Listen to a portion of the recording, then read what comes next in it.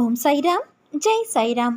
என் அன்பின் சாய் குடும்ப உறவுகளே, உன் மனதுக்கு நிம்மதியை தரும் மாற்றங்கள் தான் உன் வாழ்வில் இப்போது நடக்கின்றன.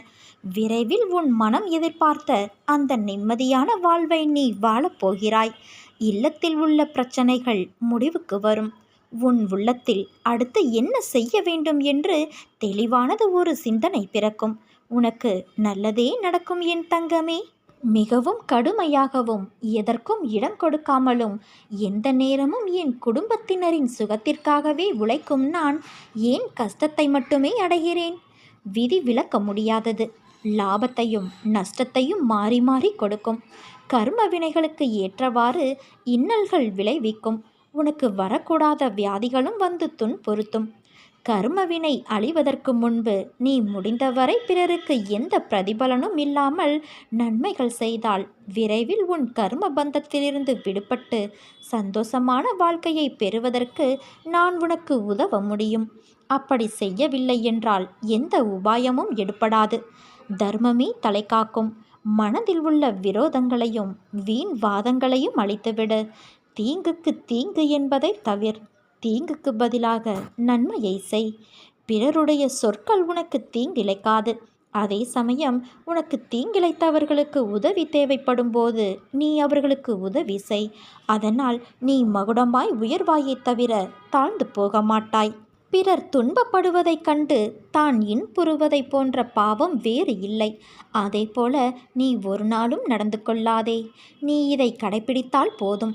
உன் துயரங்கள் நிச்சயம் முடிவுறும். அதே சமயம் பக்தி செய்தவுடனே வேண்டியது கிடைக்க வேண்டும் என்று எண்ணாதே. பக்தி என்பது இறை அருளையும் புண்ணியத்தையும் பெறுவதற்கான ஒரு நுழைவுச் சீட்டு. இறைவனின் அன்பை பெற இது ஓர் அங்கீகாரம். இதை செய்துவிட்டு காத்திருக்க வேண்டும். எல்லோர் வாழ்விலும் சோதனைகள் வரும்.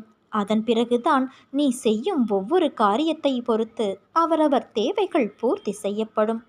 உன் புத்தியும் மனமும் நேராக இருந்தால்தான் எண்ணங்களும் சிந்தனைகளும் தெளிவாகும்.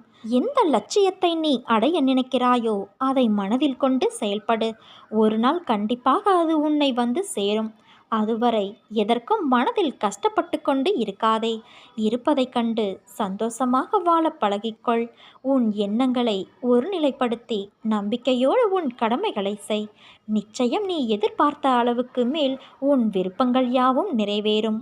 செல்வமும் சுபிட்சமும் நிலையற்றவை. இந்த உடல் அழிவிற்கும் மரணத்திற்கும் உட்பட்டது. இதை உணர்ந்து இம்மை மறுமை பொருட்களின் மீதுள்ள பற்று அனைத்தையும் விட்டுவிட்டு உன் கடமைகளை நீ செய். என் தங்கமே, கடந்து போனதை குறித்து கவலைப்படாதே. அது கடந்து போனது. எதிர்காலத்தில் நீ கவலைப்படக்கூடாது என்பதற்காகத்தான் என் குழந்தையின் நலன் ஒன்றே என் குறிக்கோள் என்று சொல்கிறேன். அதற்காக நீ சோதனைக்கு உள்ளாக்கப்பட்டாலும் உன் எதிர்கால வாழ்வை வளமானதாகவே அமையும். இது என் சத்திய வாக்கு.